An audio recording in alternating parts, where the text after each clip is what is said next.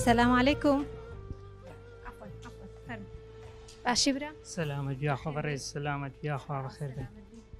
چۆنە هاتی بۆ میهرەبانی وڵی نەدەگەن نەخۆشە چاتمە نەخۆشمان لێریە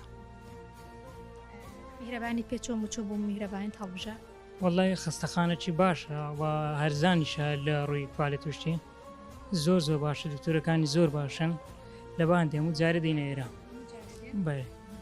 شفاتان بۆ بنێرە ئینشاءالله ئاگاداری ئۆفەرەکانی میهرەبانی بەتایبەت لە ڕەمانگی ڕەمەزانی وڵی هەندێکم دیتینە بەس هەمووینا لە فەیسبوک کۆشتانە ئەوانم دیتینە بەشێک لە پزیشکەکان 50% داهاتەکانیان یاخود هەموو داهاتەکانیان دەگەڕێنەوە سندوقی خەیری ئەم هەڵوێستە پێچۆنە ئەوەی زۆر باشەڵا دەستیان خۆشببی خۆیان لێ ڕازی و میهرەبانی زۆر باشەوڵە لە باندێوان لەو دەڕێکی دوور دێنە ئێرانە میهرەبانی دەستخۆشیان لێ دەکەین خی گەورە سەرکەوتیان کە سپاس ئێمە ئەم نامەیەمان بۆ داناوی فەرمو دەستخۆش خوات لێ ڕاز دەستخۆش یاخوا سەلامت